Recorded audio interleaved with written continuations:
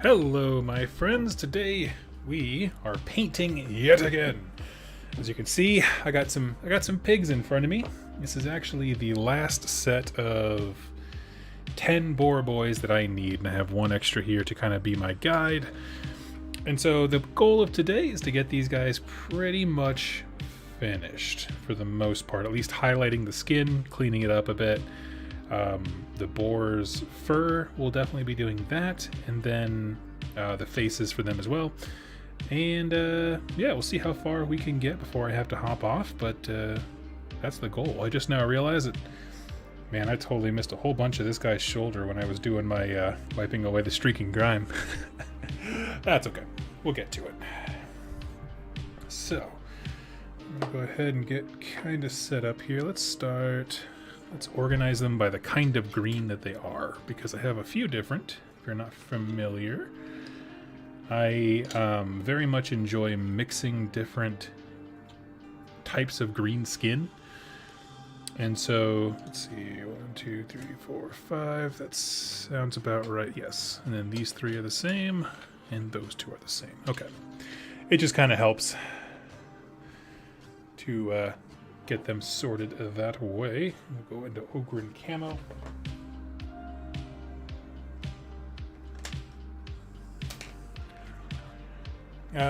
Cobus Harima, I think I pronounced that.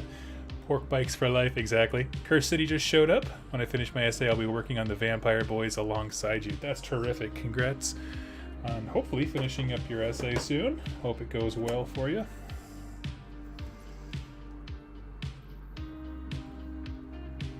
Okay, that little splash of water to thin it out. This is what we call the loosey-goosey strategy of painting. Just kind of figure it out as you go. Mr. Gray Brownin, hey buddy. How is everyone doing? Oh, something, a little fuzz got stuck. Here we go. Probably off my super professional paint tray here. How is everyone today? And if you are working on something, I would love to know what you're working on. It doesn't have to be Warhammer, of course. Tell you, I'm really excited. So this army, as I've said before, is for Vault Wars, an event coming up in the Midwest in May.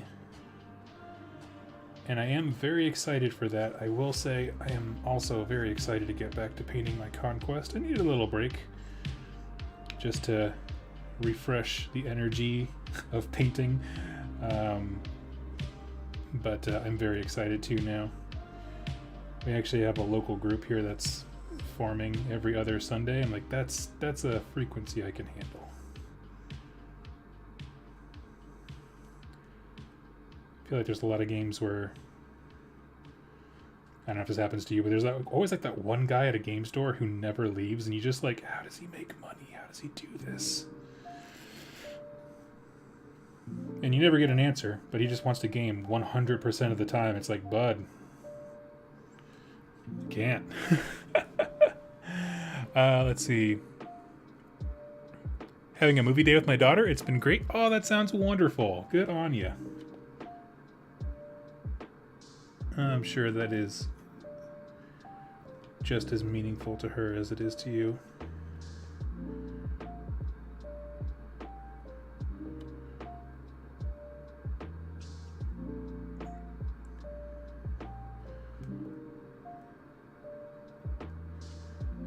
Okay, give me 1 sec. I'll be back at the chat. Just grabbing some sharp details here on his chest.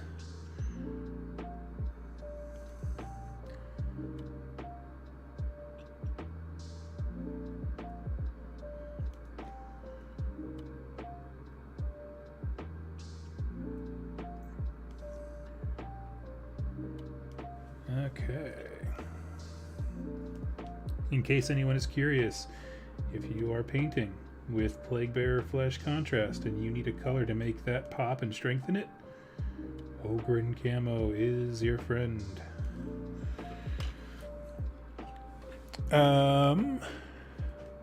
Just got done with my first Starfinder game. A goblin gave his life to save our crew, so we named the ship after him. I've never played that one. Is it a minis game or like a role-playing game? I mean, I suppose it could be both, but you know what I mean. Starfinder. It sounds familiar.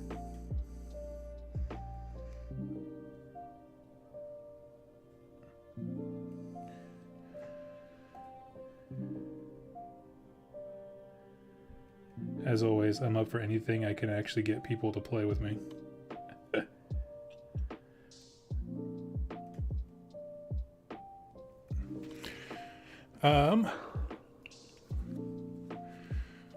Sci-fi version of Pathfinder. Interesting. Okay. Yes. Haven't played Pathfinder either, but I'm now on board with what kind of game it is. That's awesome.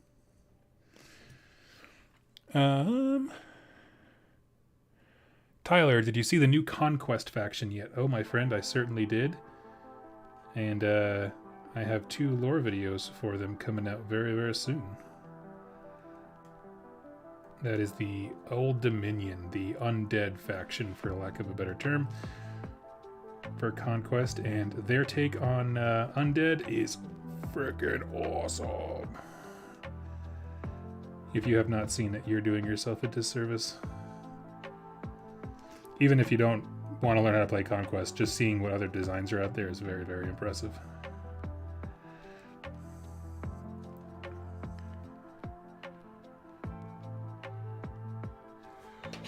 But yes, I could not be more stoked that we're hopefully going to have a group here.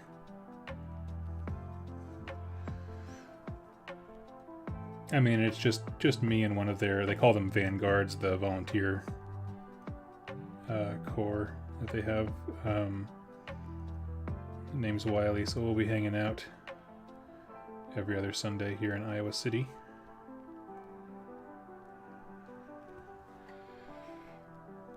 But I think we'll have a good time.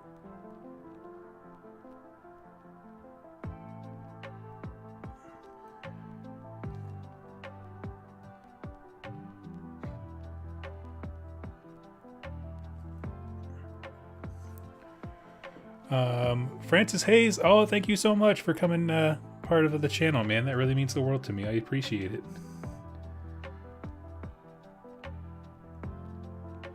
Every little bit helps, and it's all encouraging. So you have my deepest gratitude.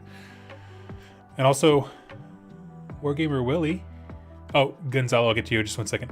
Howdy, all. Toss a coin to your friendly YouTuber. Been loving the boar streams. I'm working on a big wall myself. Hope you snag the underdog. Yeah, they actually, so the player pack, the finalized version of it finally came out for Vault Wars.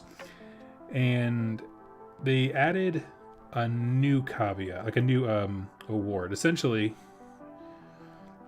there was a lot of people gunning for the underdog, and so they wanted to make sure that more people could have a good time, and so they created a second award called, I think they just call it hard mode or something like that. Basically, the judges can rate and say, like, from any faction, this was a hard list to do well with, and you did pretty well. So, I mean, even if you have, say, a Stormcast list, even though Stormcast are very, very good right now, if you take all the worst things in that battle tome, they're not good. Like, the good things are good. Everything else is real bad. And so it's a way for, like, yeah, we can encourage people to bring all kinds of things. I like it.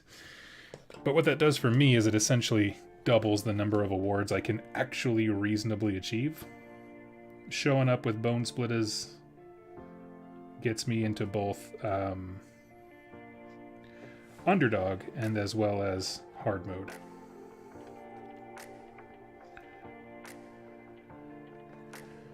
So we will see. I would absolutely love either one of them. Would prefer underdog just because it sounds cooler.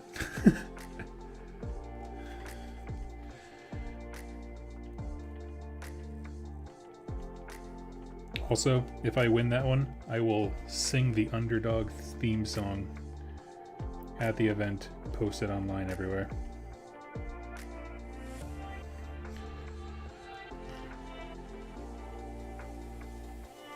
and I'll offer it as an MP3 download so it can be your ringtone. Whenever you get a notification from the channel, just Doug singing the Underdog song. That'd be amazing.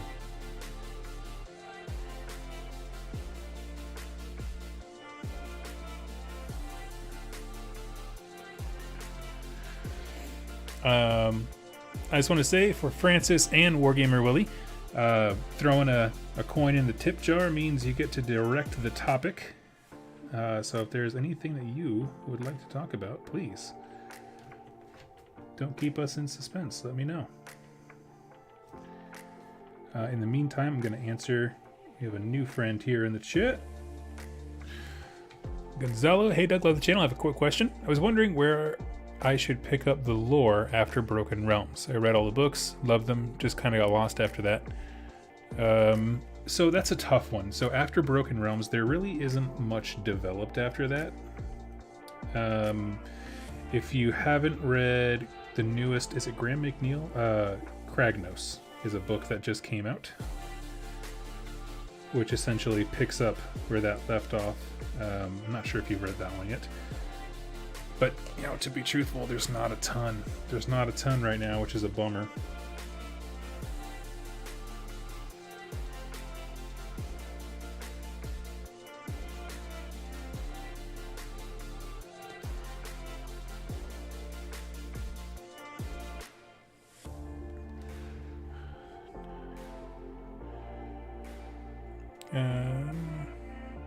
Howdy, heading to a tournament in the sticks this coming weekend. Bringing the gits, lots of stabas reinforced with a rock cut and Kragnos. Wish me luck. You got it, friend.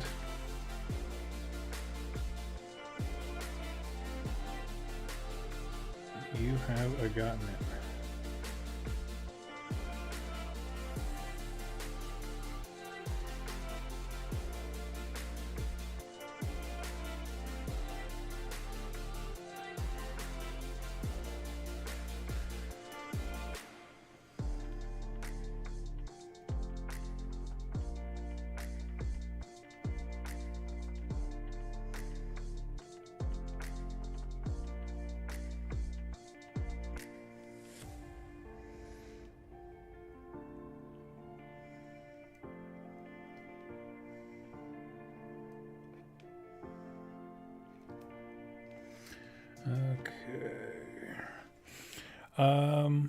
Road tripping home, had to visit the Nan.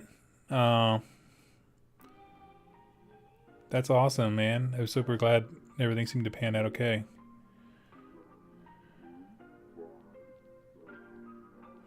Piggly-Wiggly at the grocery store. Yes. We had them growing up. I think that was when I was in Jersey. We moved around a whole lot when I was growing up. But I always thought it was the best name. I was like, why do we keep making different stores? We invented a place called the Piggly-Wiggly. This is the happiest place on earth. Like, we could just shut down Disney. We're good.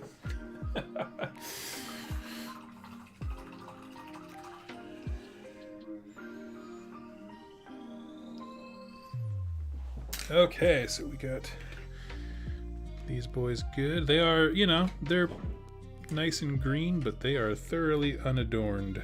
Man, I need to pin this guy's arm. This is just not gonna work.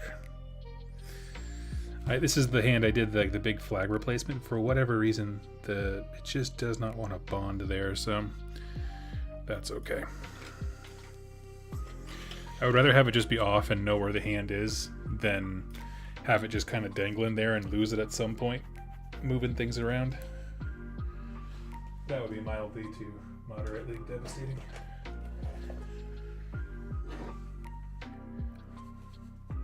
Let's see, I'm going to pull up the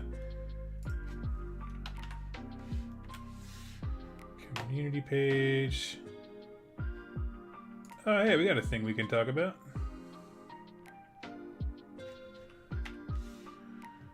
Check this out. Okay, we got a Thondia article about that new campaign book that's coming.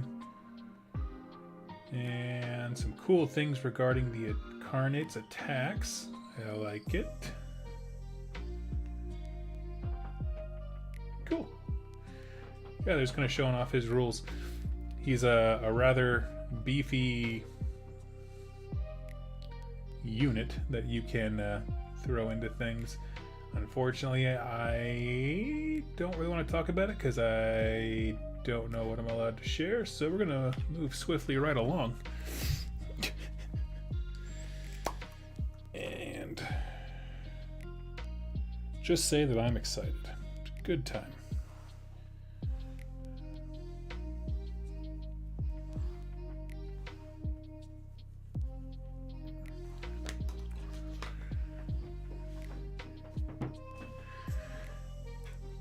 But I can tell you, I'm very excited for the narrative support that AOS is getting here.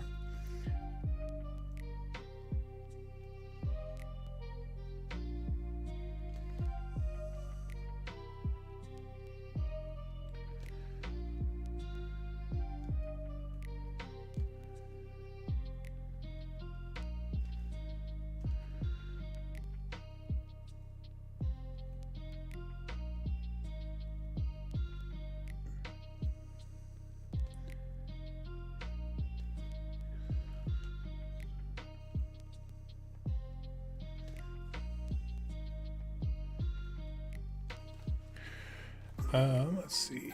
Wasn't really into lore until Vince recommended your channel. Thank you for introducing me and making it more accessible. Oh my gosh, you are so very welcome. If you ever run into lore questions, feel free to leave them in the comments of videos. I see all the comments, and whenever there's like a direct question that I can answer, I always try to do a video based off of it. So, because the principle is if you ask the question, somebody else is also curious, so don't be shy. It's always been my approach.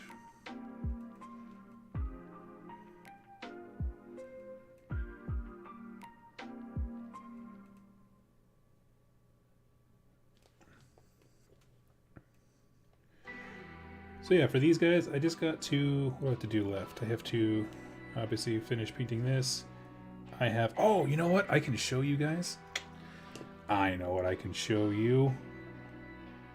Live stream gang exclusive.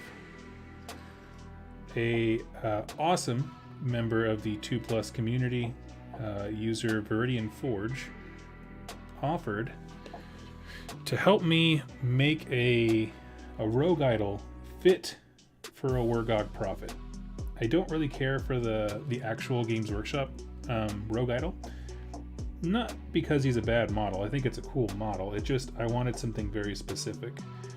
The Bone Splitters revere the boar, partially as a rival predator and also something they just don't want to kill. They don't want to eat it. Boars seem to want to fight just like they do. So what do you do with them, right? You ride them around.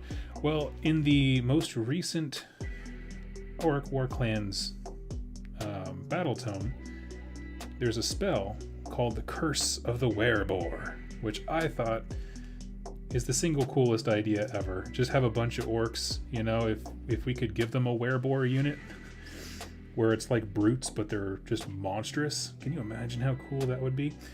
Anyway, as I was waxing poetically about all these ideas on a stream one day, Viridian Forge hopped on and was like, hey, do you mind if I, try my hand out? I think he wanted to start doing more design stuff for AOS in terms of like model designs, that kind of thing. So he asked if he could. I said, dude, you have no idea how excited that makes me. I'm happy literally anytime anybody... I'm more floored by gratitude, and my trauma shows by my deep distrust of it, but it's whatever. Let me pull that up here. Got a big old picture for you.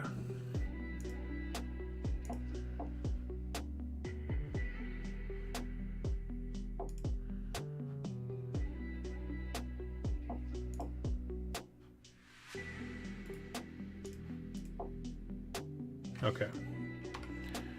So here we is.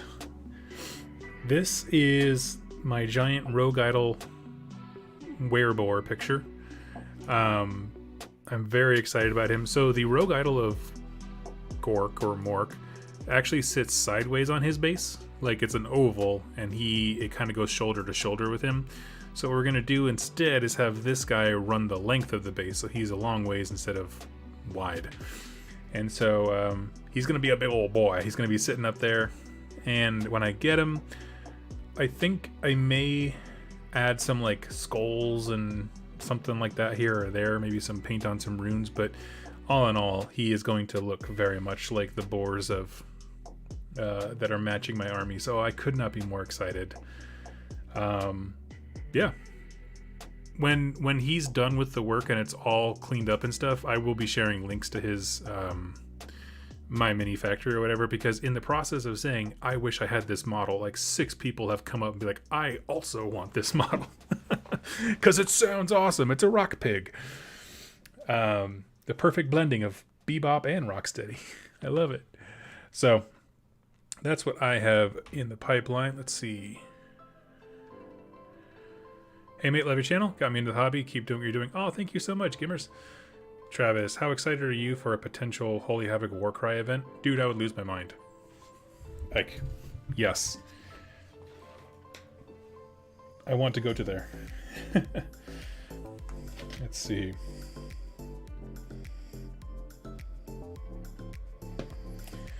With contrast paints, I have found the easiest way to make them look astounding is you put your contrast on, and then you find the one color that you like to highlight it with.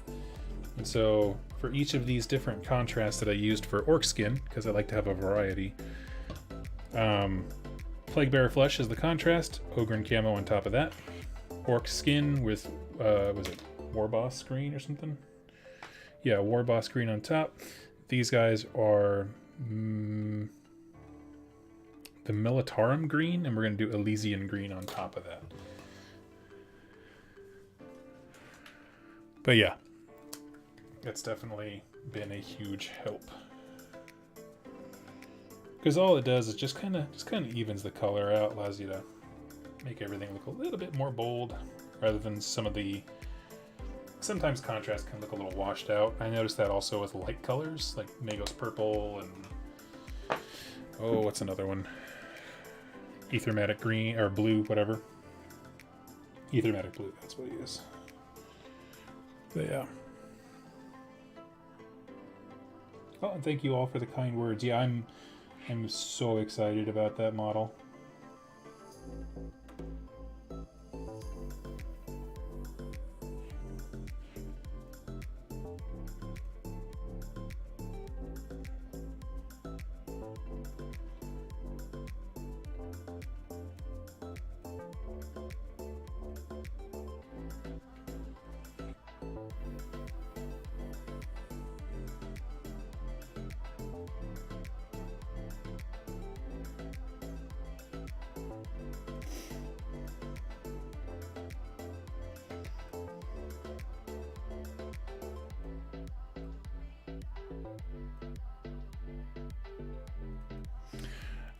Are the boys with darker skin the champions, or you just have a mix of skin tones? I have just a general mix. For the most part, all the important models are going to be the Plaguebearer Flesh kind, because I think that looks the best. That's my favorite kind of green for orc skin, where it's that kind of worn, drab green that looks like rough skin that's been in the sun for a while. That's where I'm at. But no, I don't have a specific, these guys are this color kind of a thing. What I try to do is, if there's a skin tone that I'm excited about, so in this case, Plaguebearer Flesh is the base. What I try to do is I take the whole unit, lay it out. So in this case, it's a unit of 10 boars.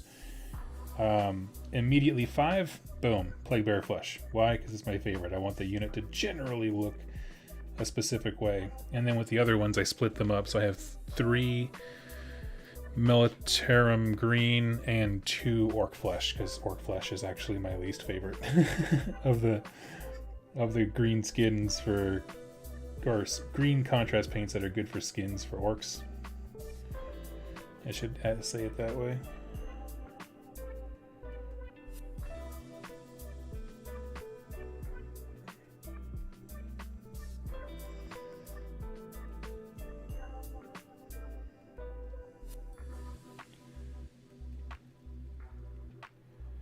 Oh yeah, we're just adding a dusting of highlights here.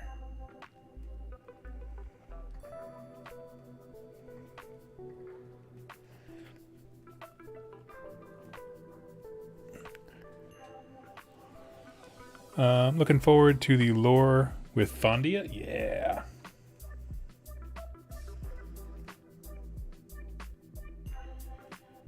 Yeah, I need to get some content together for that anyway.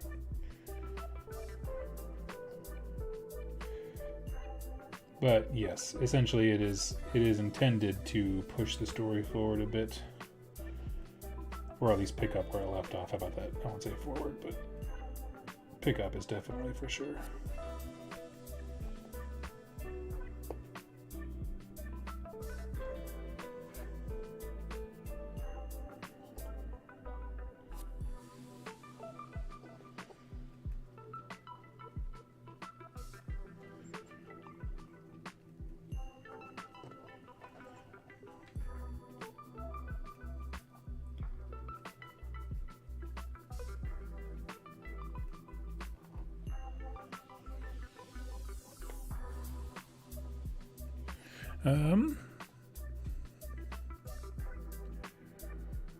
Okay, let's see. Super Ripper hug me. First time I've been up early enough to watch one of these. Australian. Oh, right on. Love the channel, mate. Thank you so much. Thank you. That's very kind of you. I super appreciate it. And thank you for, a lot of things you can do when you first wake up. Chief of which is roll right back over and go back to sleep. But hey, I'm glad you decided to pop in and say hi. I will say my wife and I were dying to go to Australia before human malware shut down the world. And we're excited to hopefully do that trip one day. A lot of Aussie folks who enjoy the channel would love to head down there, see some sights, travel, live, laugh, love.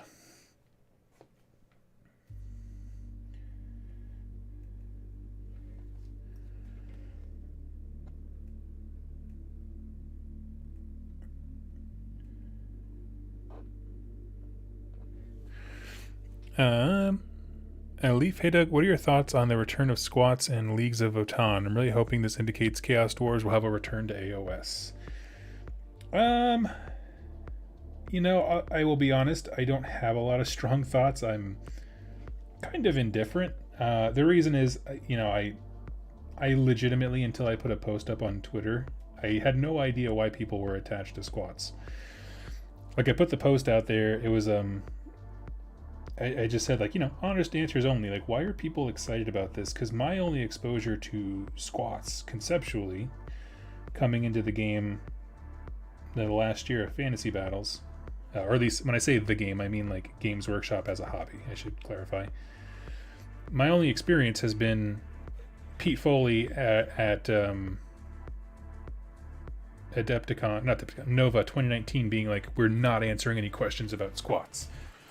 And then that was it. Like, I was like, oh, why are we not talking about this? What? Like, why do we have a stance on this? That seems weird. But he just didn't want to talk about it. So, like, it came from like this is a meme and it's annoying on the part of Games Workshop to, nay, we're all excited about it now. It's like, I didn't understand it then. I don't understand it now. But it was explained to me on Twitter what the deal was and kind of their history. Like anything else, I'm like, cool for the person who has it, and all the people who said they were excited for it, better move some units, because if you don't, like, Games Workshop, I don't know, they're not incentivized to give in to memers anytime. Certainly not now. So I guess the only strong opinion that I have is I really hope people are interested in this and the hard work that artists put into it and weren't just being internet people who are unhappy with everything, which, 50-50 maybe.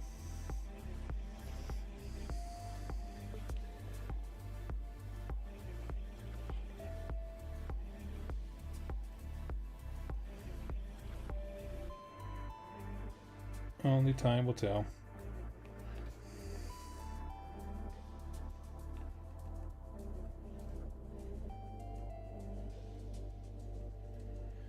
But yes, unfortunately, I do not come bearing an opinion. Now, as far as like, you know, Games Workshop has so much stuff in their, their history of just references and stuff that they could reach back and tap into. And I guess, like you're saying, I guess I don't really care about these, but it is true that it is nice to see, like, oh, yes, they're not worried about opening up to things they did in the past. They're okay with, even though it's goofy and kind of silly, the squats, they're willing, because people are excited about them to reopen it. That's cool. For me, when it comes to Chaos Dwarves, I have no doubts that they're going to come back at some point. They've been mentioned in 3 books now, I think, as a movers and shakers of the realms. They've been mentioned, everything from Wrath of the Everchosen had a shout out to them, I believe. I think it was that one. Yeah, like I just sincerely have no doubts that's going to happen. Soon, I don't know. Can't emphasize enough how little I know in general and specifically about Warhammer.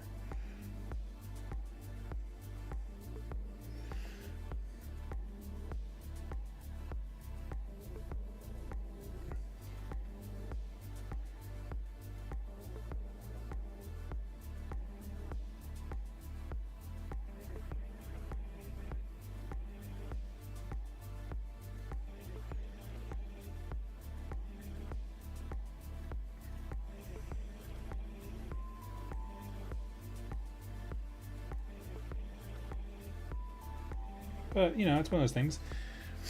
If people are happy for it, I'm happy for them. That's how I am with whenever there's a reveal thing that I'm like, meh.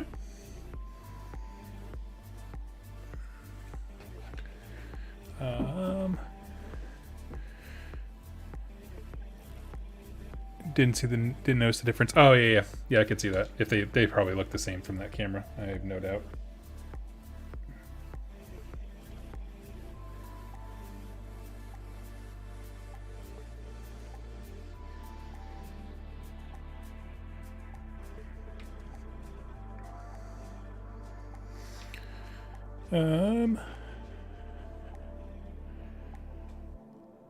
Excited for Thondia, but it looks like there won't be other incarnates for a while since they mostly won't pump out another realm book. Yeah, I don't. I mean, when they send us advanced copies of things, they don't also attach a business plan, so I have no idea what they're thinking. I like the concept. If and when we'll ever get any more of them, I don't know.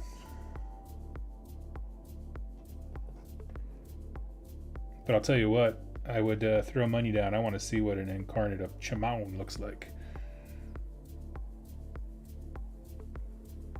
My big worry is that they're going to look at the release of the Thondia stuff and see it as a failure because they put all the cool new things in a box with other existing terrain that nobody... Like, the 2 are not that nobody needs, that's not fair to say, but if you wanted it, you already had it for the most part. And cranked the price up to, I don't know what the actual price is, but the rumor mill is saying like $250 or something US, and it's just like, oh, like don't mistake that for thinking that people aren't interested in the incarnates thing. I sure as heck am.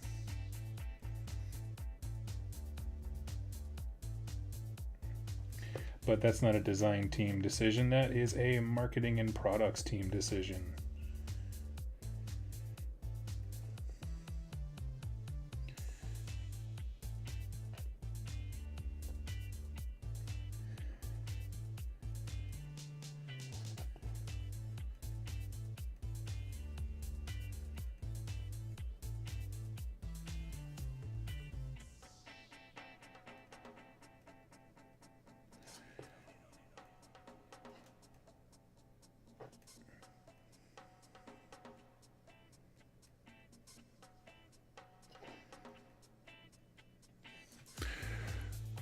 Um,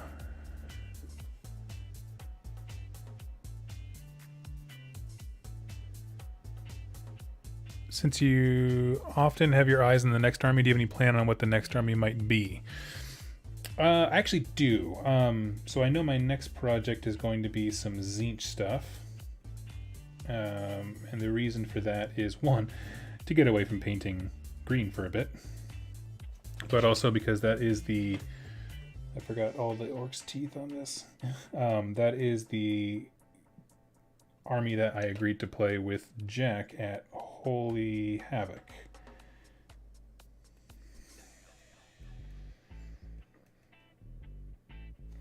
We wanted to do for a while a combination of Zinch and I think it was Beasts of Chaos. So we're just gonna load up on them boys and go kick some teeth in, hopefully. Take the gloves off, since we made the mistake of thinking narrative events meant easy.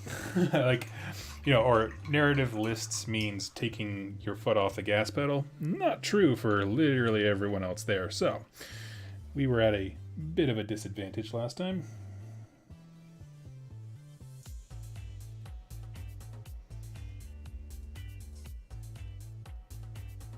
So yes, next project is already in sight. Now I will say, I have plans to sell the Stormcast. I have no plans of actually selling the Bone Splitters because I've been having more fun playing them than I've had the Stormcast the entire edition so far.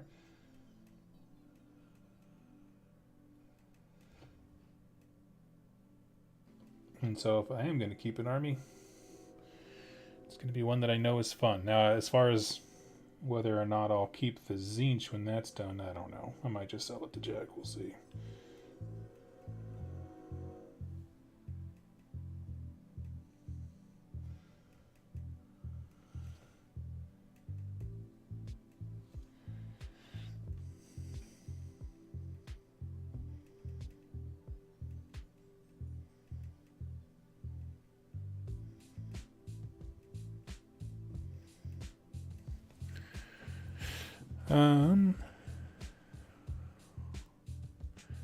What's up, Davis? Have I gotten started on the Pig Shaman? No, I still need to track one down. Actually, that's something I should do this week.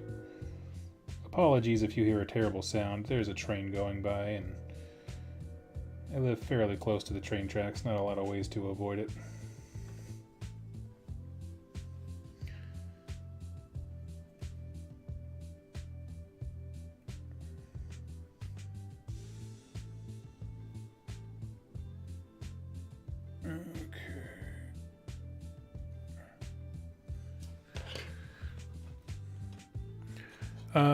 Sebastian, Doug, any advice for using tufts on bases for the first time?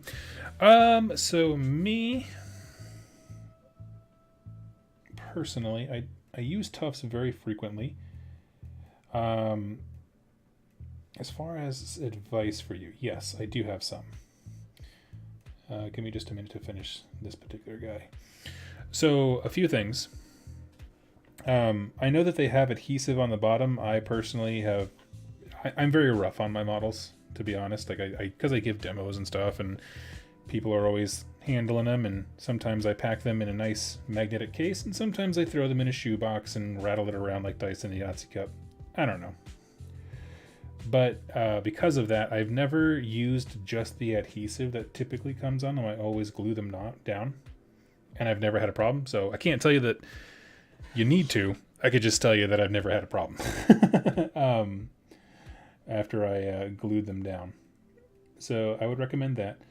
Also, a great trick from the painter Vince Ventrella that I learned is using washes on them, which sounds weird because they're plants, right? But if you take a crappy brush that you don't want to use anymore or like a wash brush or mixing, that kind of thing. And you pick a color and you put the tuff down, right? Let's say it's on a texture paint, and then you work some wash color into that just by kind of patting it in. It'll go from the plant into the texture paint or whatever you have on the base, and it kind of brings them together. So it doesn't look like a random plant just spawned out of the ether. It looks instead like there's some changes to the ground because this thing is affecting how much moisture is on the earth at that exact moment, and it just kind of brings it home a bit. Of course, I say all that without any example around here to give you, but it's what I can do. Other than that, I would say depending on the biomes, like forests, swamps, depending on what tufts you're using to create which kind of environment, pull up some pictures of Google, just nature photos of that kind of environment and get a sense for how things grow. And if you don't like it, grow it a different way, because it's your fantasy world. You can do whatever you want. My real suggestion there is just a little bit of planning on what you want, even if it's, you're looking at photos and you know what you don't want, is very, very helpful.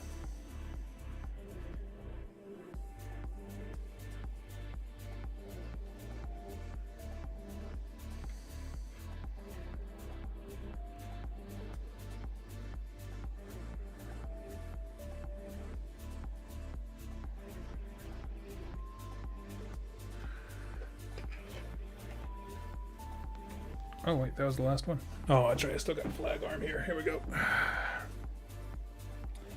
Give me just a sec, I'll be right back to the chat.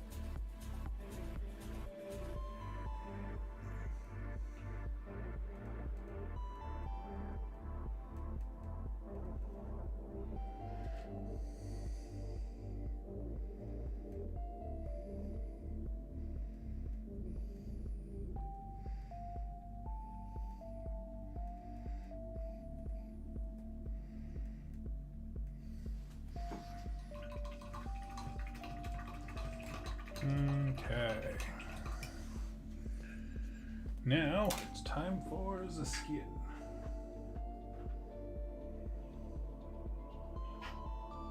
Well, pig skin. Little fleshy bits on them. Let's see. Manzak Miniatures. The Incarnate is definitely making me question the base for my fire elemental conversion. Very cool. I have a new inbox pig wizard if you want it. I guess maybe I don't know. Are you in the US? Let me ask that first. If you're not, then don't worry about it. as with all international shipping, I'm like, nah. That banner looks great. Oh, thank you. Yeah, it's actually from a kit from it's a bummer that the hand keeps popping off. Shield Wolf Miniatures has their own little orc kit line. It's sort of like I don't want to say generic fantasy, but it's generic. It's the non-IP infringing stuff.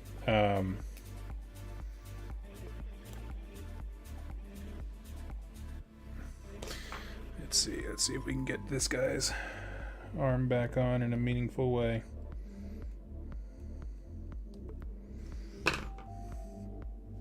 Okay, we got some nice plastic on plastic action here.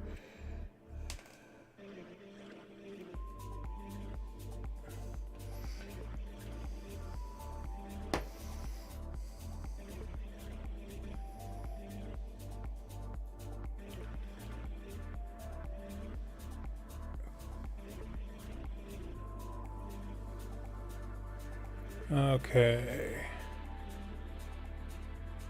Forgive the silence. I'm just kind of blowing on this thing to see if I can get it to dry faster.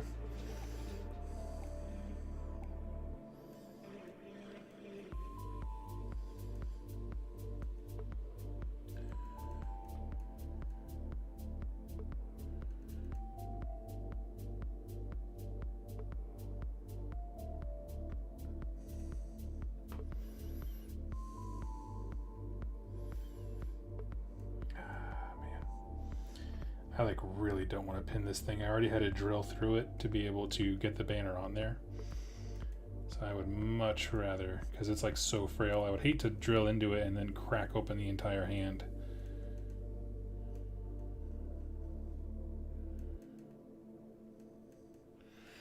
Not sure how well that particular dilemma looks on the camera, if you can see what I mean, but there we go. Ta-da! Supported. I'll just bring that piece of crap along with me every time.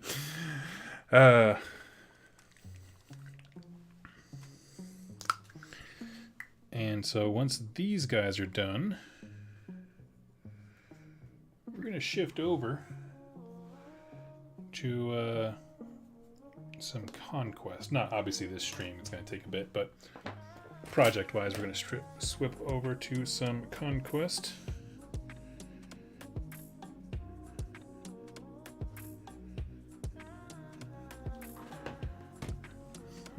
The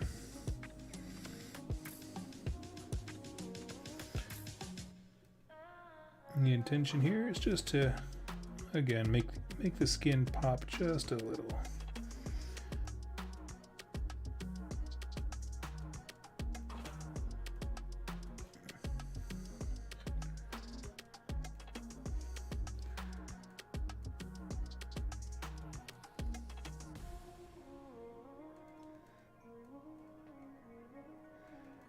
Get that good looking piggy snout.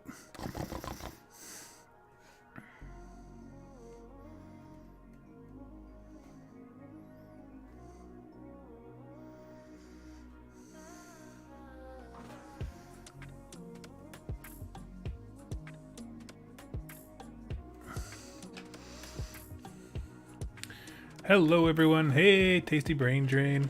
Yo, late night stream here in the UK, happy for it.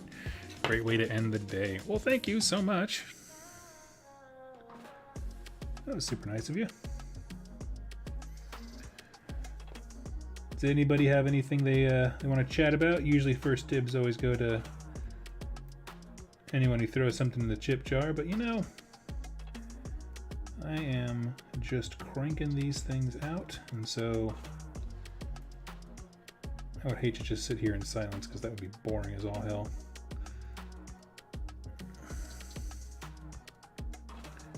But I'll also be honest, I have nothing to talk about.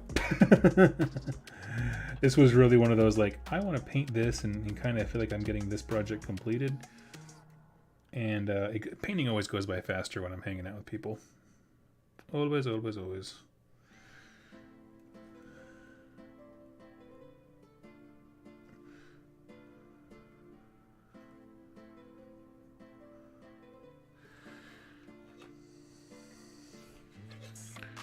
What will you be painting for Conquest? Oh, I'll show you, because I take every opportunity to show off my favorite model.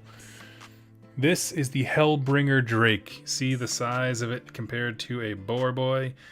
It's their newest Dweck Home model, I think. I think it's the newest. Maybe they put out a support hero since then, but it's essentially a giant dragon with two massive magma cannons, and the thing is like full Mad Max meets fantasy. There's a guy on top pointing towards the enemy, and then a rider on each side, manning the cannons. I saw that model like, man, it might have been up to a year ago. I know they previewed it, and then there was some production issue. I think like something went wrong with the mold or something like that. There was some just backup. It happens.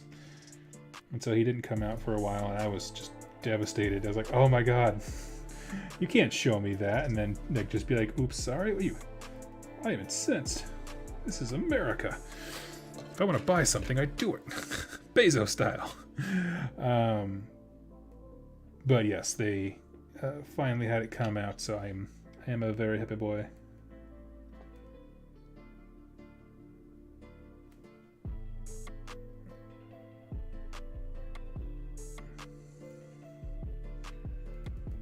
So Parabellum was kind enough, because they knew that specifically I was into that model. Like, I made it abundantly clear on their forums. I was like, everything will be fine once the Helldrake has arrived. Like, it was making a joke. And so to say thank you for the videos, they sent me over one. And I'm also going to go just to support them pick up one of my own because, like I said, it is my favorite model.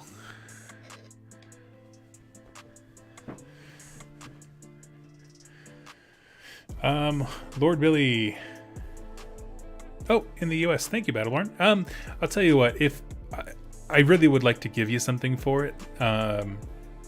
So if you have a price in mind, hit me up. My email is in the top of the YouTube page, and I respond there very, very quickly. I'm really good at email, not so good with the social meds, mainly because it all overwhelms me.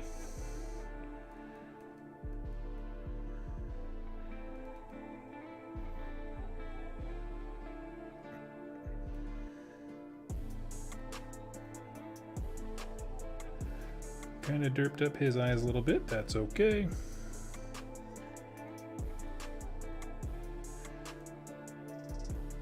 Okay.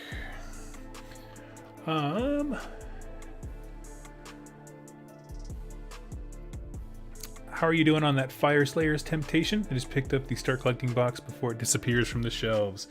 I have made no moves for it. I have decided. So one of the rules that I have for myself when it comes to army flipping, and if you're new to the channel, hi, I'm Doug. I flip armies like you breathe.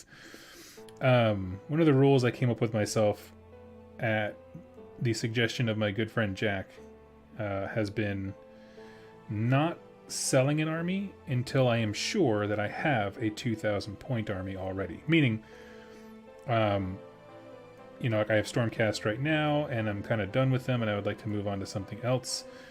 So, rather than just selling them and being bereft of an army until I can mad speed paint something else, I just start the next project, and then once I have a playable list, then I can sell the other one. So basically, to bring it all to answer your question, I apologize. Essentially, I am just waiting until I get everything done for this pig list, and then I will move the Stormcast, and with the funds, hop on over to my favorite weakness, which is trolltrader.com, who actually wants to become a sponsor of the show.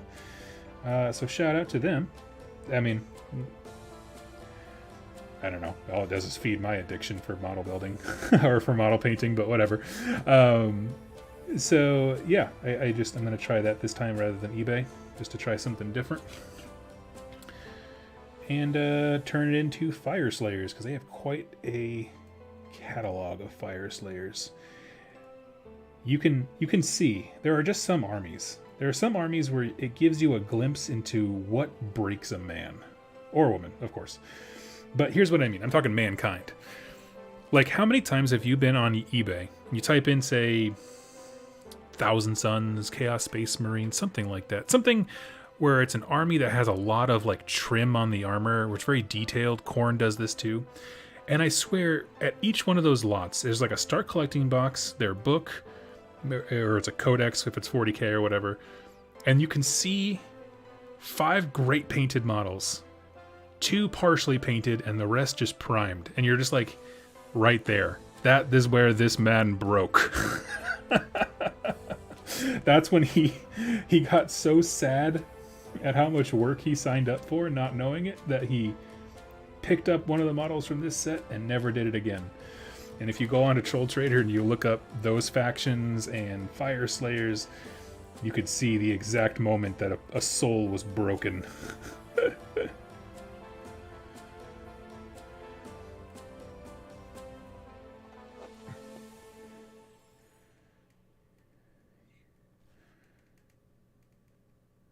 Or someone was like, I did not sign up for this. No, thank you. How about them Necrons? And they traded in and grabbed something that's way easier to paint, which is, you know, up to them. I mean, that's those armies are awesome. Any army that's easy to paint, like Stormcast or Necrons, I love that it exists for that exact reason. That's what keeps barriers low and game accessible for many people who like, oh, I like the community aspect, I like the modeling, maybe the painting's not their jam.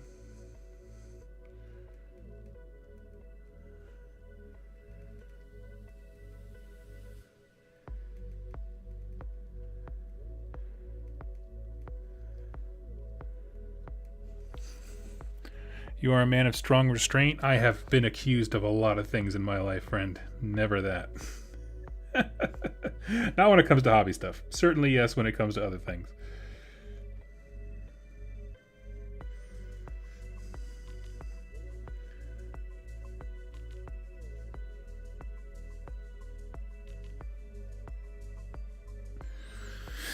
Okay. Ooh. These guys are coming right along.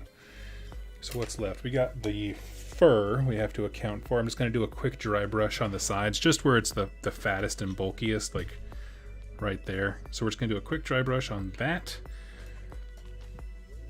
And what else? The leader is riding what's going to be the white boar, so I like that. Yeah. Oh, hold on a second here. I got a couple of questions I missed here. I recently got into Conquest. Got me some Wadroon minis. Nice, they're incredible models, right? Oh, I'm sorry, I missed a whole bunch of stuff. Nuki face. Nukia face, there we go. Any tips for painting up Cursed City? I've mostly painted 40k armor stuff, haven't touched vampires or similar models. Not really. I'm sorry. I don't other than like just take your time and really select your colors, but I tried to like mass paint or batch paint my way through the zombies, and I really regretted doing it, honestly, in the end, because I felt like the new zombies that they made are so detailed that I was just robbing myself of a fun experience, and I kind of regret that. But ultimately, I never finished painting the set. I got so frustrated with Games Workshop for saying it was going to be around and then not, and then bringing it back. I was just like, I'm done. So I do not know. Let's see. Let's grab. We don't want you. We want.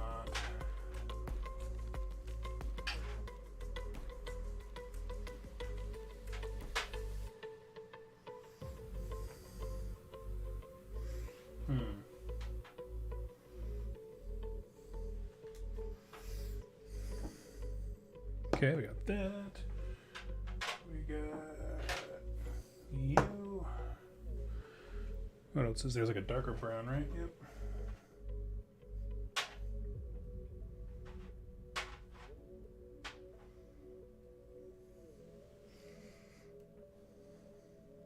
Mm-hmm. And a gray. Here we go. Nice.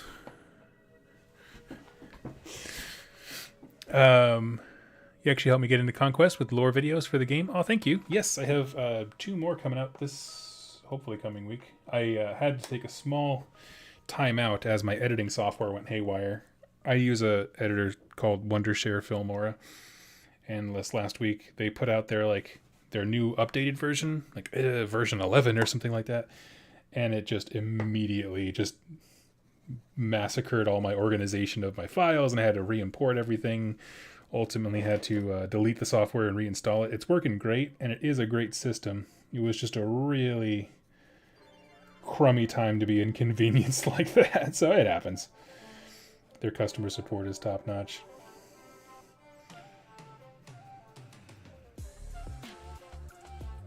So this is just adding a little bit more life to the fur. What are your thoughts so far on the Old Dominion? No, I haven't really covered it. I'm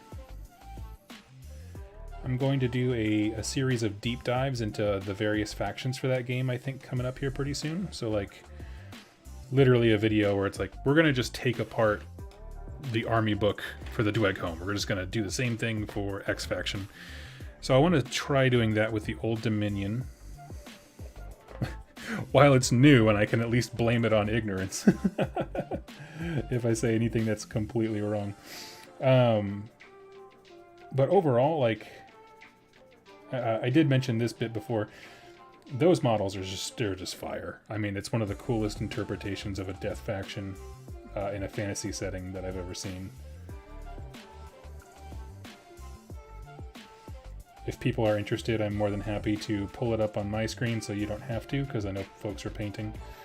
And I'll show you what I mean, but let me know if you want that before I go out and do so. I don't want to bother y'all with something you're not interested in.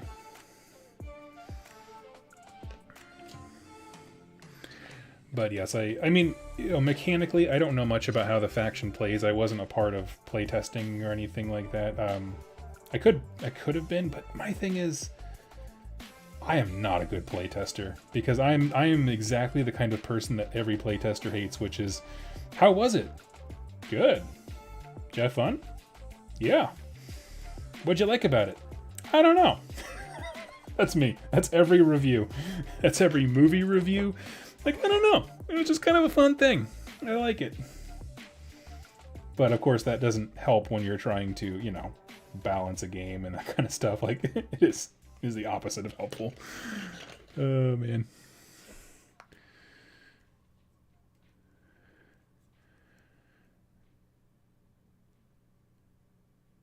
It does seem like a very good platform. Yeah, it really is. It was just this hiccup because, specifically, it was because I had the installer still on my computer from when I installed 10, and something about that didn't click when it was trying to do 11. And so it was a 100% me thing.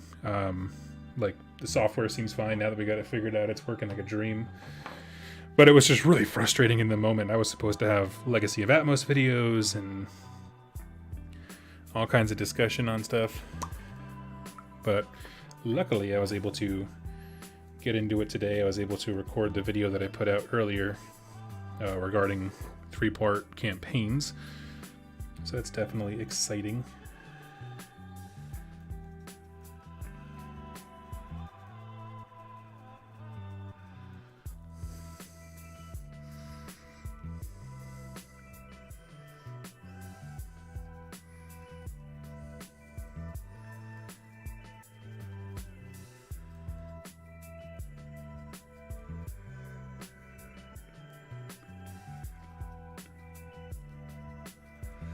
Mm-hmm.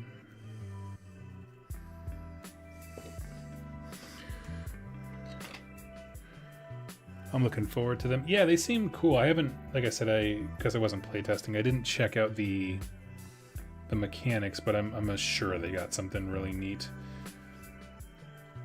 We had to explain that to my buddy Rob locally. He came for the demo day on Sunday. And it occurred to me how strange it is to try to explain to someone, like, yeah, so this is the Death Fiend faction, but when you think of death armies from, like, the trope type, it's not the Old Dominion. It's actually Spire. Like, in terms of having a whole bunch of plebe bodies that you're happy to sacrifice and these incredibly powerful characters. Like, the way that we typically understand the archetype of a death army is actually kind of this thing over here, not really not the actual undead thing. Donald Kelly thinking of picking up the Dead Zone starter. I don't think I've ever actually heard of Dead Zone. Which one's that? Let's take a look. Dead Zone starter. Come friends, learn with me. Dead Zone, 125 for a starter box, not a bad deal. Assuming it comes with everything you need.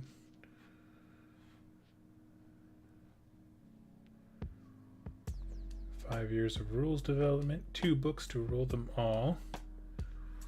Okay, we split the rules across 2 books. Core rulebook contains all the rules you need to start playing, along with campaign rules and 16 scenarios. Meanwhile, the Forceless book... Okay, yeah, so they have 1 compendium for armies and 1 rule book. Okay. Can you articulate what you mean by a bit board gamey? I'm curious. It seems cool. Like, I don't know anything about Mantic's kind of design ethos, but yeah. Oh, that's where I know Mantic. Okay, they do Kings of War. Yes. I was like, I feel like I've been to this site before, but I couldn't put my finger on it. Yes, I've been there for Kings of War stuff. Dead Zone, cool. Is it cool? Right on.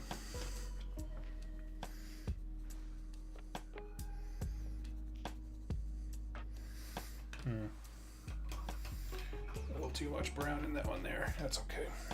I think that's also a little bit too dark for the gray I'm looking for.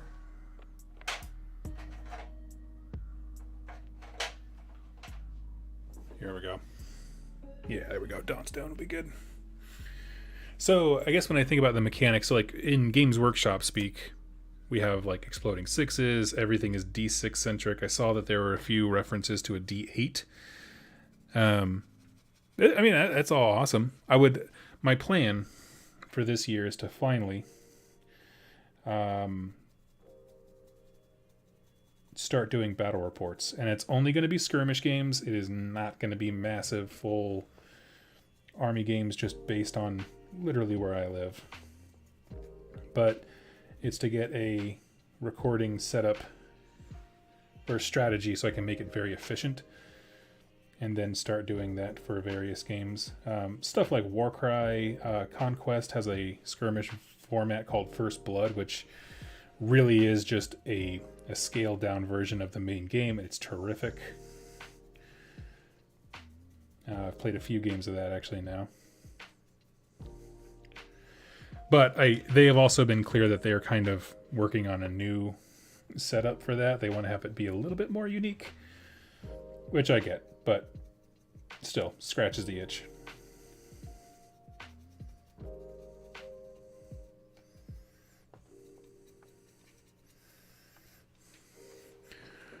It's played on a 3-foot cube grid, so no rulers needed. The terrain is 3 inches, so okay. Interesting. Okay, so when you say it's board gamey, it's that you move in increments of squares and that kind of thing rather than measuring tape.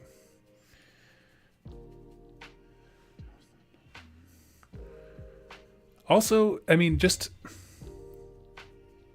please tell me if I'm sounding really stupid. It's not my intention.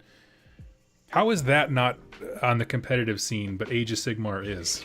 Like, when you get so many people arguing about like how far away something is, the line of sight, there is no way to argue with squares. You know, and I'm not. That's not making an accusation that this is a competitive game.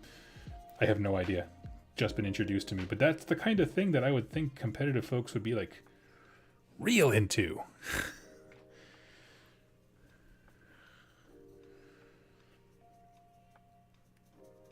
I just remember, like, I've said this before, my exposure to miniature wargaming as a hobby really came from the game War Machine and Hordes by Privateer Press.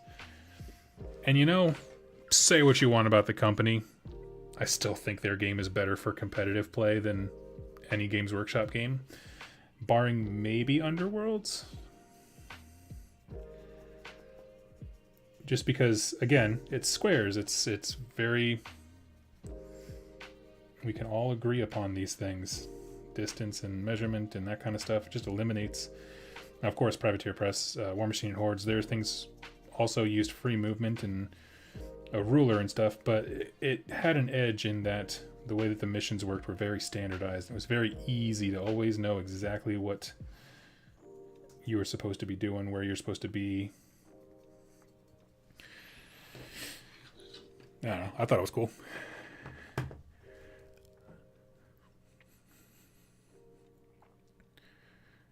Yeah, Dead Zone does look interesting. Yeah, I mean, I'll check it out.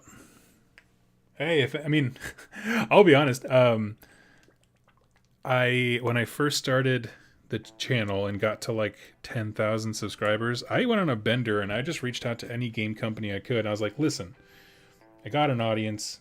I, as a person, am very interested in game design. Do you want to send me your game and I'll talk about it? And there's just a few companies that I just never heard back from. And I was like, cool, left me on red. Mantic was one of them, and I would absolutely be stoked to talk about their games. So, Kings of War really gripped my interest right as Fantasy Battles went down, because I liked their take on the Subnautica realms, like I think it was their version of like Lizardmen. Thought that was real cool. I like the Forge Father minis. Is that a faction in this game? Let's see.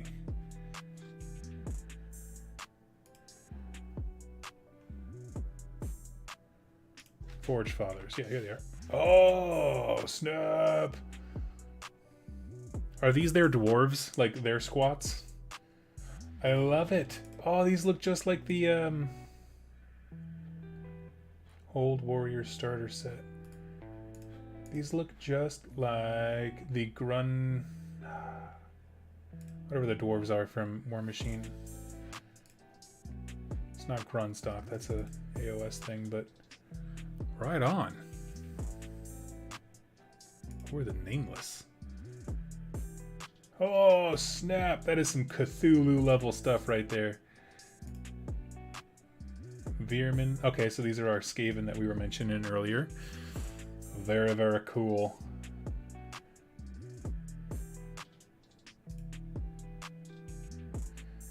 Kind of wish I knew what all these things were to have some kind of context. Plague, what are you? Oh, look at that thick boy, Plague Bursters. I don't know what any of this means, but I know that it's dangerous to have a 5-hour erection, so I better hop off this page. Interesting.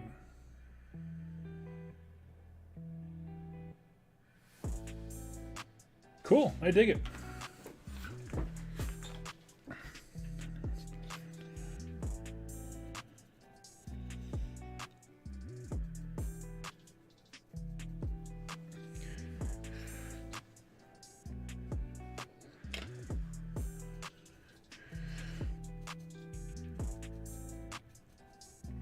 Okay.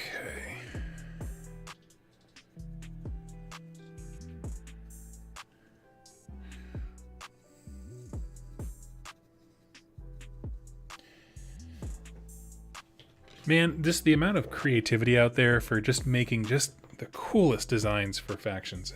It's astounding every single time. Like I shared earlier, like the Viridian Forge, the user here on YouTube who offered to help me with designing a new type of rogue idol. It's like I can't fathom that kind of creativity. It's magic to me. It might as well be. I'm leaning toward the Astron itself, their space robots faction of the game. Cool.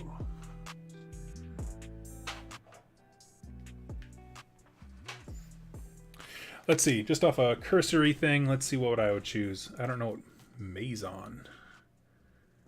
Okay, that looks like it must be...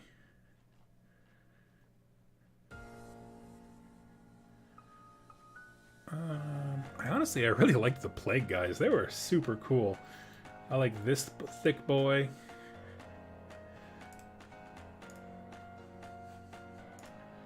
Show me a good picture. See, I like them because they don't look like zombies in the sense of like how, I guess, whatever the Nurgle 40k mortal unit is. Poxwalkers, that's what they're called. These look more like the Toxic Avenger. Which is just like bloated and mutated and stuff. I like that.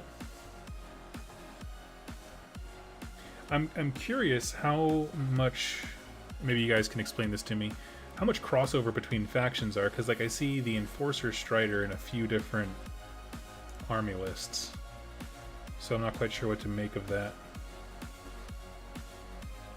Marauders, Mercenaries, Nameless, Rebs. Is that guy riding a wolf? Oh, it's a giant tiger. Yeah, they're cool. GCPS. Is this like their Astra Militarum troopers? Yeah, I kind of into these too. It's cool. I'm glad, you know. I hope they do well. For me, miniature games, specifically skirmish games, that's the way to go. Have you guys ever checked out Carnival by TT Combat? If you want to see some sick looking minis. I can show you that world too. So what we got here is our Blood Angels Red contrast with a nice little liner brush. We're just going to pull this and bravely paint as much as we want to.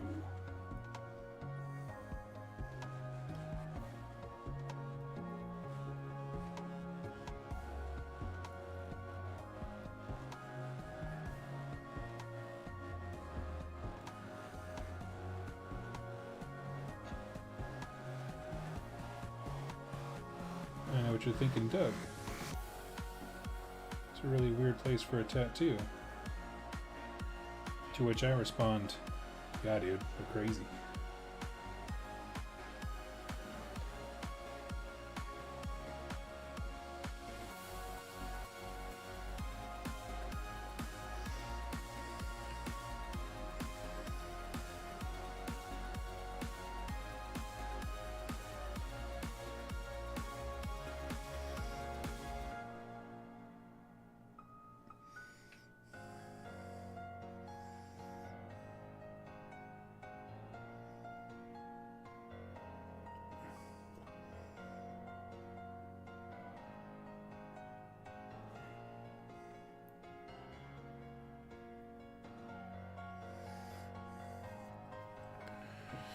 Please feel free to throw some topics at me if you would like to chat about something in particular, because I am focused here, but I would love to talk about things if you guys are interested in anything in particular.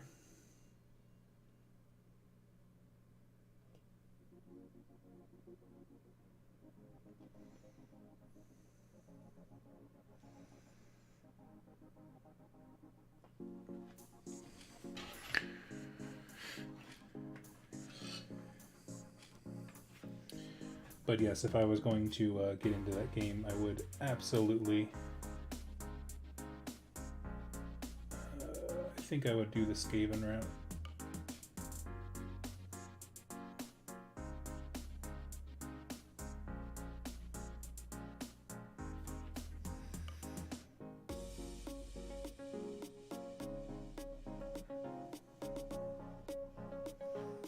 Giving this guy sort of a brave heart face.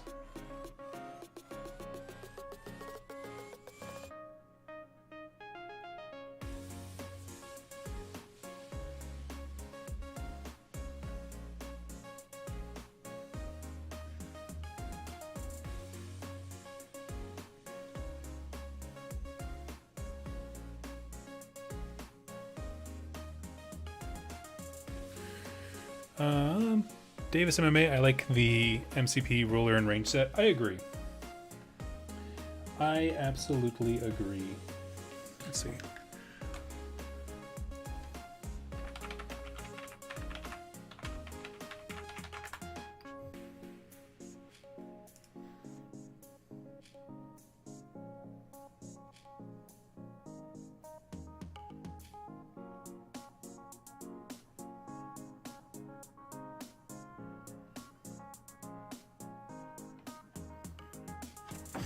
Good evening. What is up, Pedro? How you doing, buddy?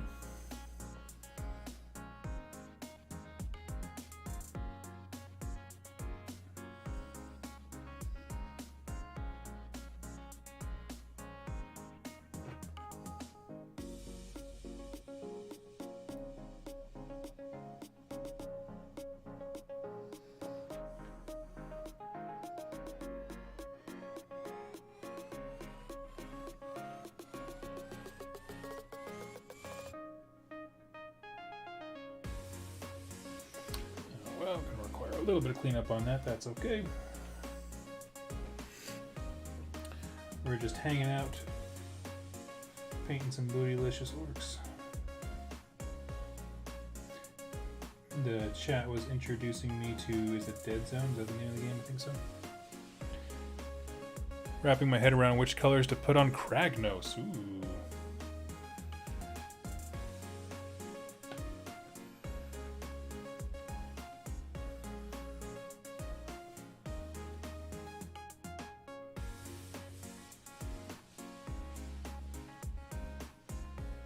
I'll ask out of curiosity, what faction are you adding him to?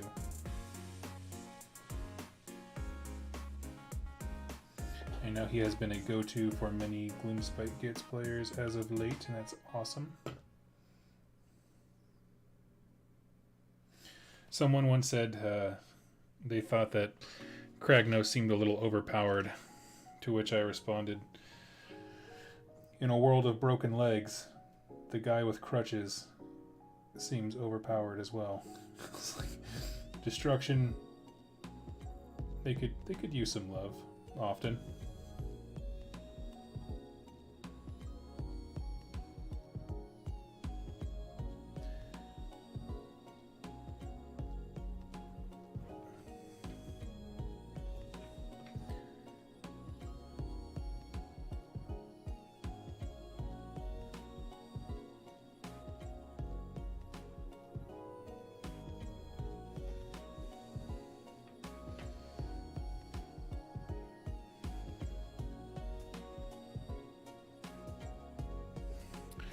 Ogre Maw tribes.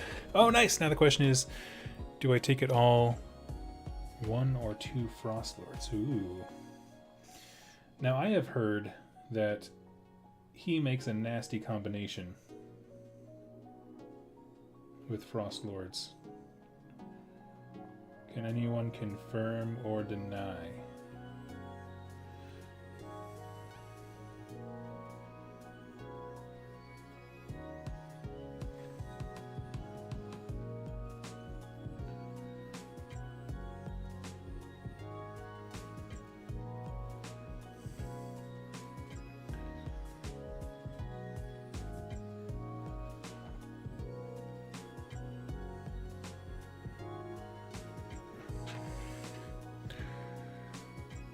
But that sounds exciting. I hope that he ends up being super fun for you.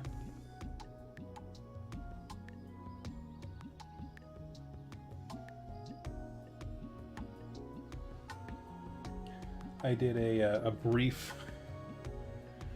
I did one game proxying my Glotkin as Kragnos to see if I would want him. And I think the answer is eventually yes. However, I'm not in a rush because this whole list is for an event that I can't win the award that I want and take Kragnos.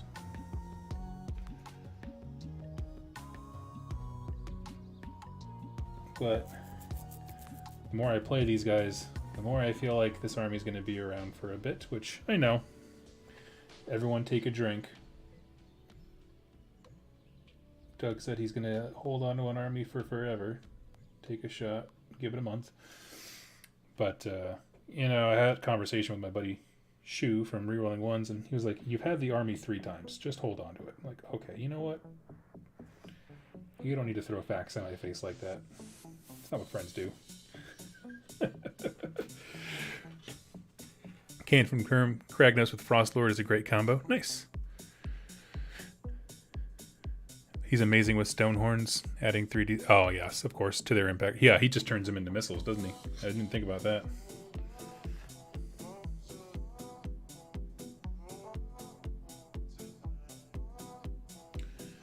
Give me just a sec here. I just need to focus while I'm doing the tats.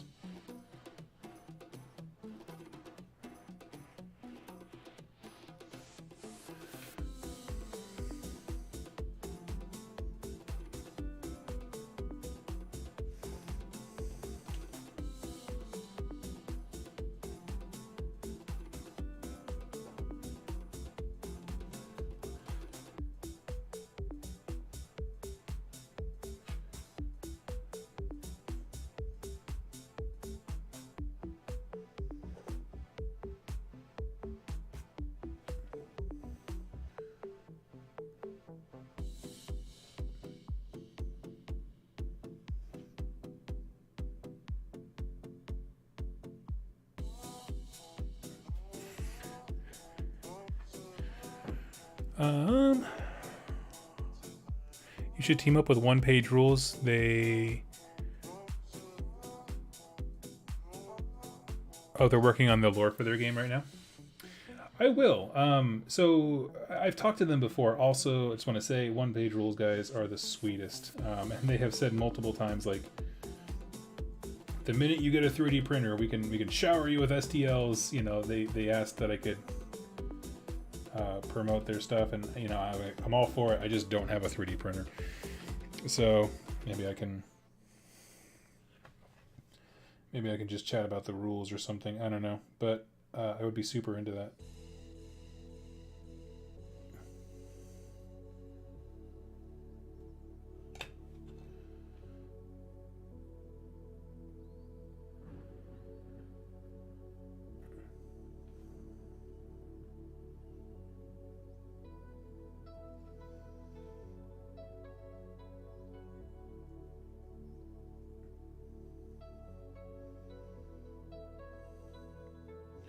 Heard a few people talk about their kill team equivalent as a thing that they really enjoy.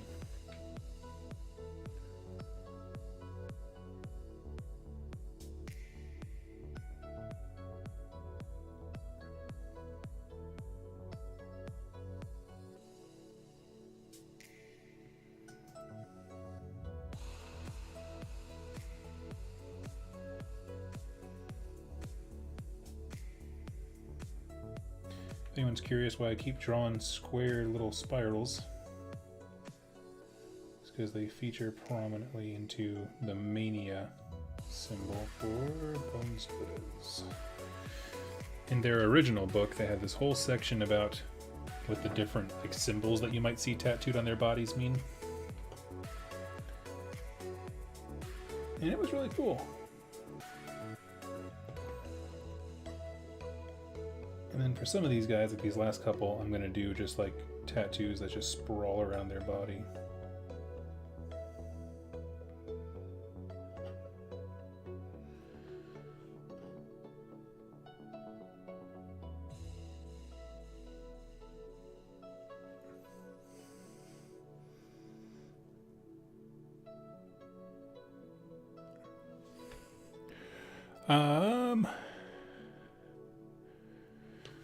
Having a hard time figuring out the colors to mimic a classic red horse shine. I do not. What do you mean horse shine?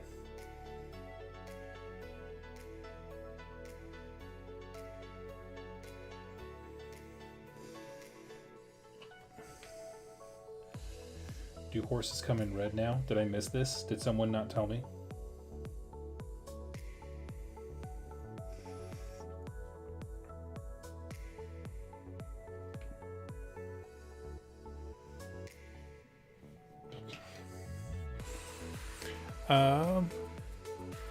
Martin, today marks 1 year of me painting and playing AOS. Your channel has been a huge inspiration. Oh, thank you so much, buddy. I hope that has been a year of fun and engagement with the hobby. And I hope to see you around for many more.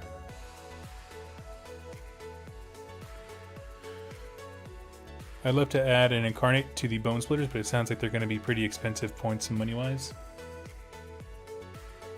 Well, yeah. Got nothing I can do to help with that, but yes.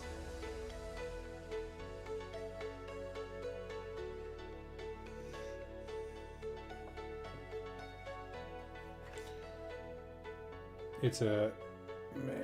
I don't know, because like I don't have any in advanced information when it comes to like the product releases in terms of like they send me the product but not the prices is what I'm trying to say. Sorry, fumbled that one up a bit. So I don't know how much it's going to be. I don't get any of like the consumer information for it. But I also was puckered up a bit when I saw the price when I saw the estimated price tag just for some rumors going around online.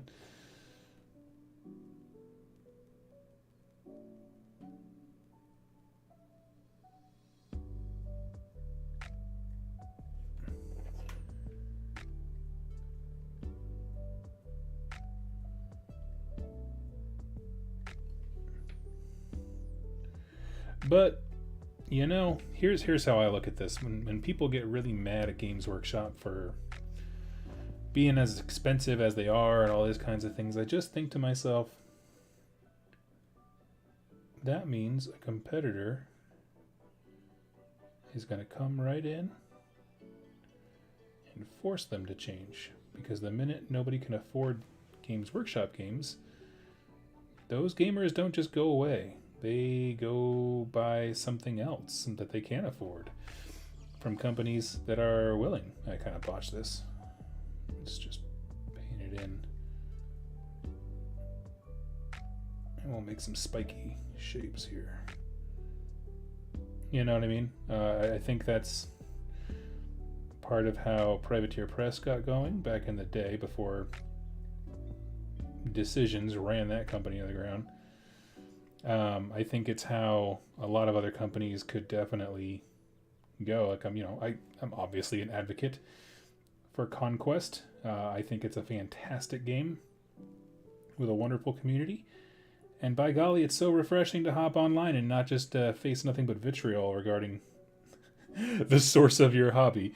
But my point is like that's how other companies compete, and eventually, I think it'll take a while, Games Workshop will change course because sales will dictate that they do.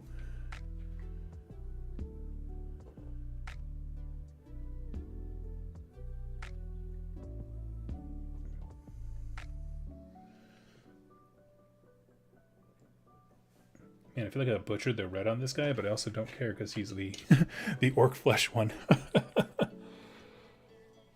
More like a reddish brown. I see.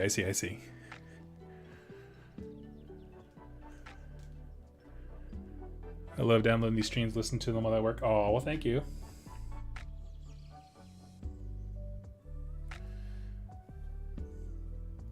I'll start filling them with helpful insights like, go ask your boss for a raise.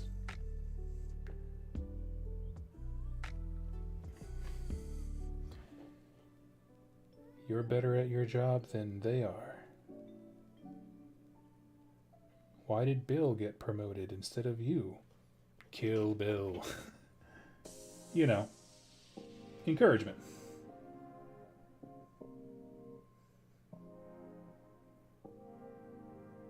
Don't kill Bill, by the way. He's just trying to survive like the rest of us.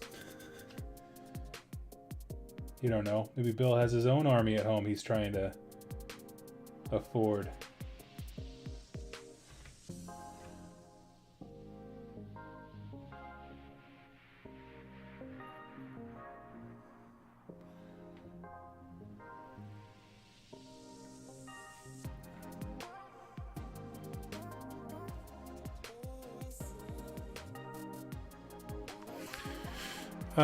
Hopefully the incarnate will be made separately at some point. Yeah, I mean, I'm hoping at some point they do what I want, which is just the new terrain. You know, like let's assume for a moment that they might be on the same sprue. You sell that without all the existing things for $85, you got a sale. I feel like it's not that hard, but apparently.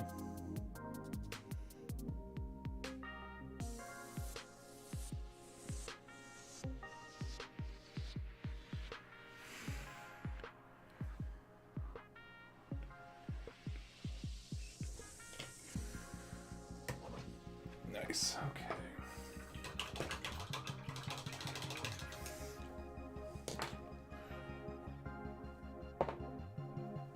You like the...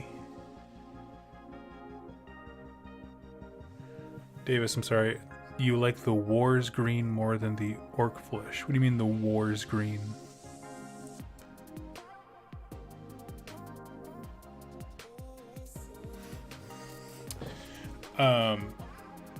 I was let down with the orc contrast. Yes, I don't like the orc contrast. I have it here just to break up the monotony of a whole bunch of the same kinds of green. But my favorite is actually this lightest color. It is Plaguebearer flesh with Ogren camo on it. And if you do that with just honestly, a Militarum green or an Agrax Earthshade wash, when you put that highlight on, it looks so good.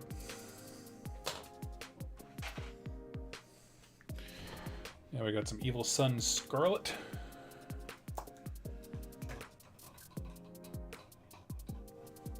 And I'm just going to dab these on the high points of the tattoos, like stuff around the faces and things like that. And then hop off for the night because it's almost 6 here and I want to go hang out with my missus.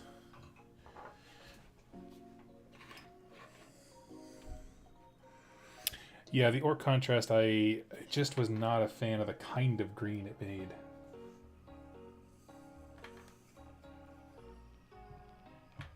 Of course, I just pulled that straight into a green.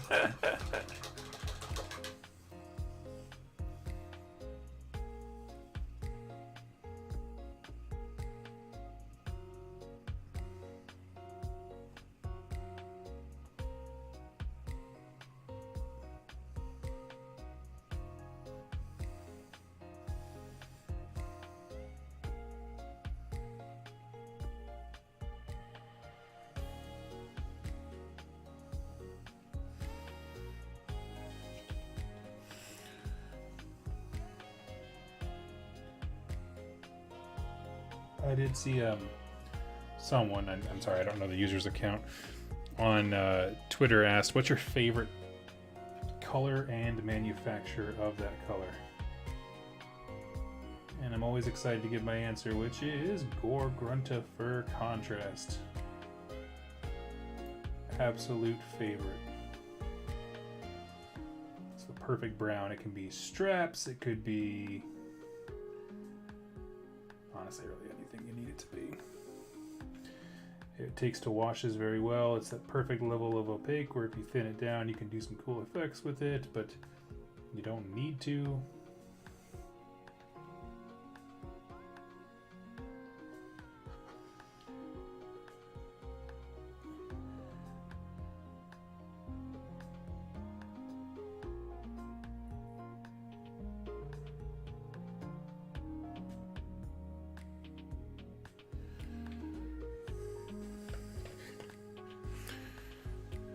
I love snakebite. Oh yes, snakebite leather. Yeah. That was another one. The more I played around with contrast, I was gonna buy the entire set, and then I hit a few that I just really didn't care for. Like I don't love Warpstone Glow, Aethermatic Blue. I found them to be a bit jarring in terms of their transparency compared to the other contrast paints. However, all of the browns, with the exception of Sagor Brown, I was just like, oh yes, I'm here for this. Mainly because I get really bogged down with like the little details, like, you know, you paint up a model, you think he's done, and all of a sudden, boom, you missed his 30-second belt strap, right? And you're like, whatever, I'm just gonna go play Naked Orc Army so I don't have to deal with this bull. But contrast makes it really easy to just pop a little bit of color in there. And those brown ones are perfect for that kind of stuff, where it's just like, oh, you forgot this? Don't worry about it. We'll just throw a dash of color on it.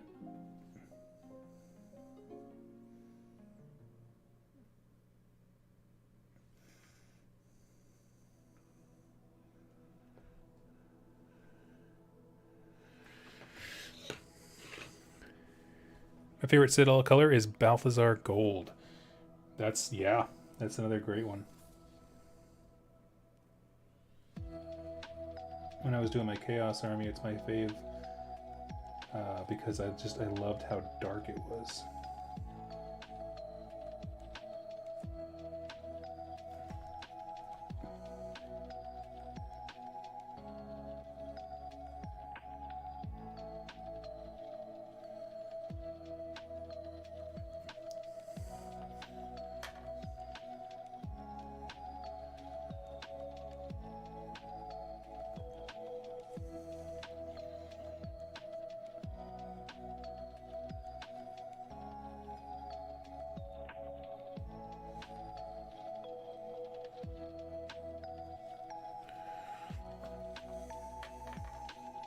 Have any of you guys tried the new speed paints from, what's the name of the company? Army Painter?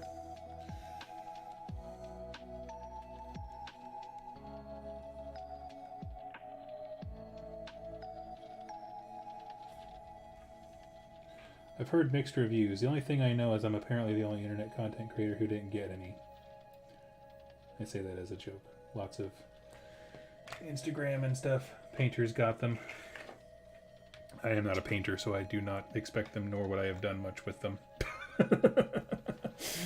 But it was just funny to see, like, the day that the NDA went up, like, every painting Instagrammer was just like, yo, dog. And I heard some mixed reviews. I don't know, I was kind of curious.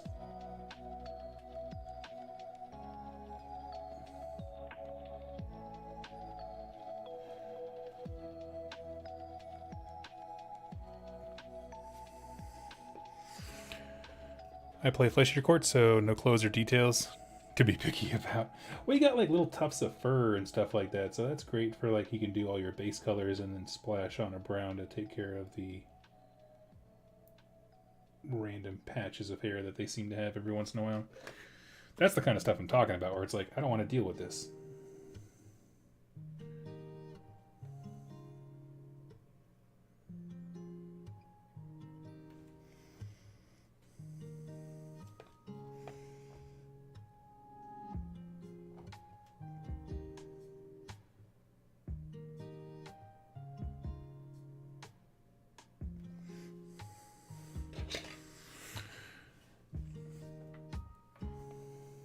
Many times I have almost picked up a flesh eater quartz army. Many times.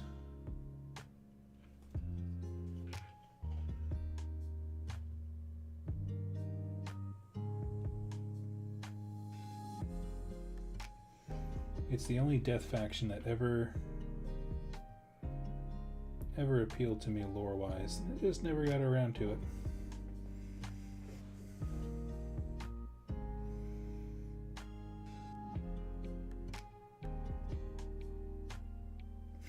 Maybe I'll do it now that they're not the hotness. My inner special snowflake just couldn't let me play a faction that was actually popular and good, like when it came out.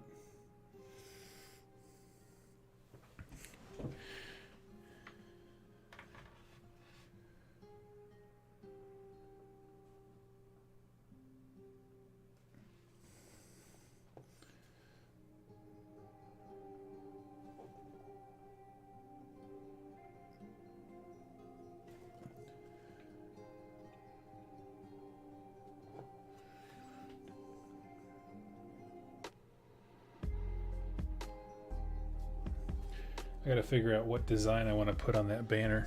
I'm gonna put something on there, even if it's just kind of the goofy looking orc face.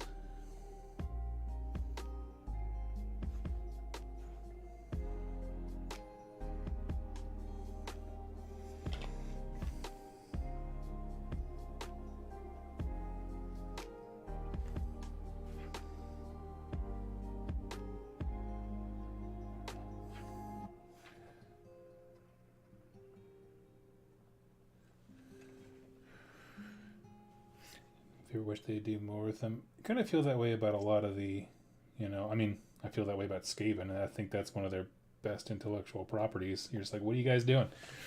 Where's our Skaven support? Why don't they have the freshest model range ever? Because, like, you gotta lean into what makes your IP unique.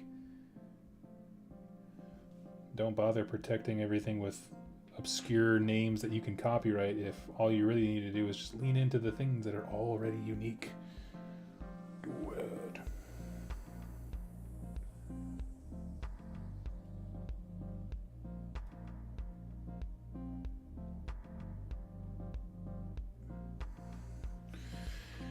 Ooh, and with that, we have completed basically 10 more boys. I need to clean up some of the red with the greens or whatever again, but I'm glad I did that first. Basically, I always like to do the highlights initially because it makes it really, really easy to get in there and just do big empty parts of skin before you put the tattoos on. But yeah, so with that, we'll do some basing off camera. And I think all that's left is, what's left? A Savage Boss Maniac, that's the hero who rides a boar, and my custom rogue idol that's coming in. sometime soon. So I'm very excited about it. And I just wanted to say a huge thank you to everyone for hanging out with me this afternoon. I know it's getting a little late, or early if you're in Australia, apparently. I look forward to catching you all again. I hope that you enjoyed today's video regarding making your own campaigns. If you haven't seen it, go check it out. And I think I might catch you all maybe even as soon as tomorrow. We'll see. So thank you all so much for watching, and I will catch you next time. Happy wargaming.